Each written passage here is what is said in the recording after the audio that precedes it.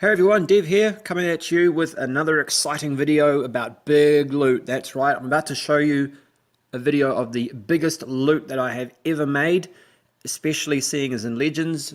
Take the bonus away, this was still by far, raw, the best raid I've ever done. So before I get into that, I'll let you know what's been going on here. Number one, King's at 43, almost closing in on 44. And we've got the Warden here. He is at max, and he was instrumental in my victory. The other thing is, I've got a Master Builder on my little mainland here. He's gearing up my max cannon, so be interesting to see how that goes in future. Right, so here we go, on to the loot. So here is the base. Now, take a look around. This is a fully maxed Town Hall 11. We've got active Expos, we've got active Infernos, we've got an active Eagle Artillery. The heroes are at max, and they are also wandering around making nuisances of themselves. Okay, there doesn't appear to be many tombstones or anything like that. There's a couple.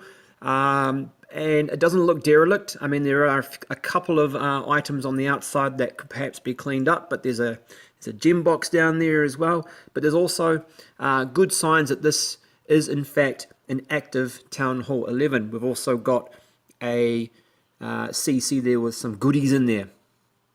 The other thing to note is up in the top left corner, look at all that loot. Oh my god, such a tempting target. And especially since this came about after about 40-45 minutes of me staring at the clouds. I am not joking you. At the moment in Legends, it takes upwards of 40 minutes to find a base.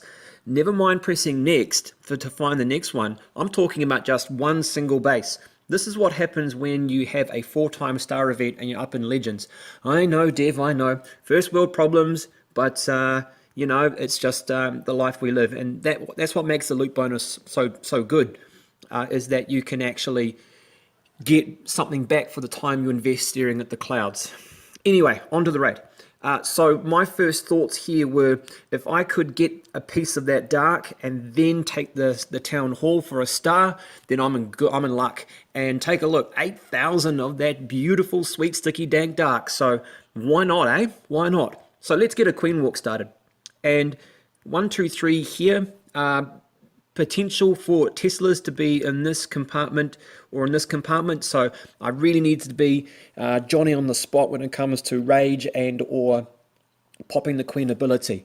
If I manage to take down that dark, that means I would have taken out these buildings as well, which means then that I can snip these buildings out and then make a path of jumps to get my bowlers through here.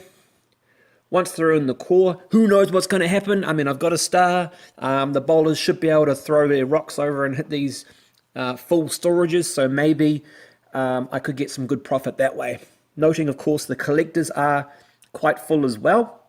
Not to the brim, but they are still quite full. So here we go. Here's the raid. Starting off with the queen. And needing to drop some, oh, there we go. There's the first thing. There's a Tesla, and that is putting some serious pressure on my queen here. So there was a need for me to drop a rage. I got a bit spooked and also popped the ability. You'll see that that was dead on time as well. It is hard when you're trying to press all the buttons at once, trying to get those wall breakers in, trying to keep an eye on the queen, because I really wanted the queen in there ASAP. I did not want her drifting and going down this side here, because that would spell disaster for my raid. So I make that breach, drop that rage, pop that ability, keep her alive. She's shooting over the walls, then some more wall breakers. Now, interestingly enough, something that's happened to me quite a few times now is, and it might seem obvious to you guys, is dropping those wall breakers in the rage makes them better. And you'll see that I've put 3 in here. It's normally 3 max wall breakers to break one of these magma walls, but you'll see one actually goes running further on. So he would have ended up being useless, but it's just one of those things where, you know, one of those unexpected side effects. So in they go, smash, and then there he goes. All right, so the queen's doing her job now. She's plugging away on that dark. Look at that, just robbing them blind. So the next job was to take out this storage here so that my bowlers wouldn't be tempted to drift and try and get through this way instead of ignoring the pathway I'm going to set with them with the jumps. Tesla popped up, and that is surprising. I would have thought they would have been in here.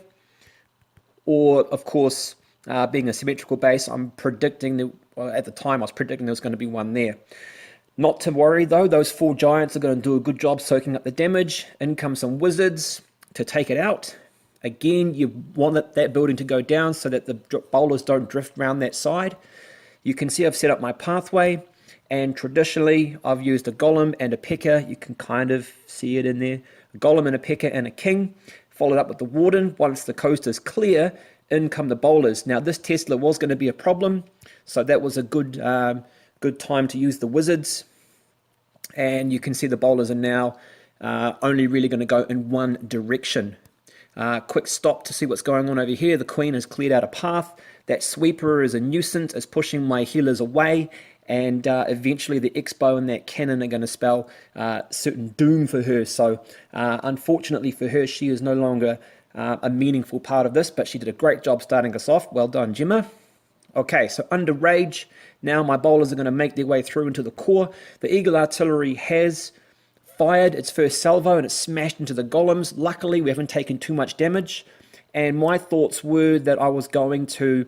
there we go. Okay, so I froze the Inferno here and the Sweeper. Yeah, okay, but it was actually the Expo and the Wizard Tower and the Inferno that I wanted to take out.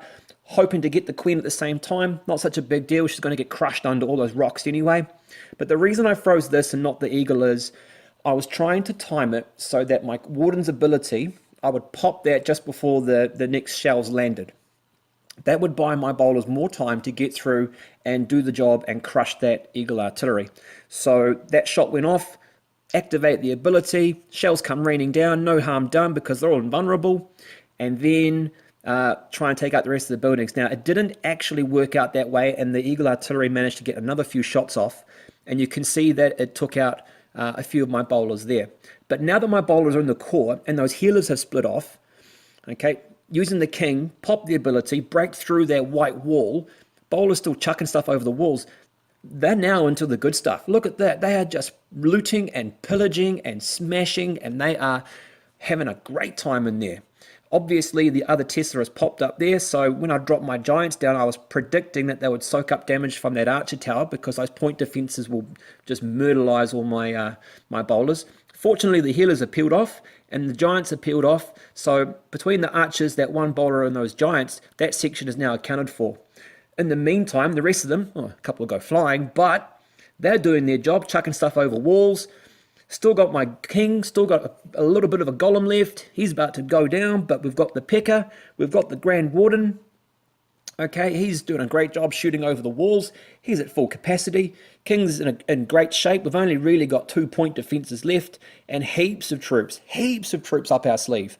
So the finishing touches on this raid are about to be done. And how much do they end up getting? Well, the answer is all of it, 100%. Look at that, 25 trophies, but more importantly, 1 million gold, almost a million pink, 8,000 dark. Add on to that the bonus of 340 gold and 340 pink and 2,400 dark, and you can safely say that was a really great day out. So what I wanted to do now was show you that raid at full speed and without any interruptions so that you can get a feel for what it was like doing that raid in itself. Obviously you can't get the excitement that was flowing through my veins, but hopefully it'll inspire you to do the same. I'm going to put a backing track over this. This is a Canadian band called The Tea Party, and the song is Temptation. Enjoy.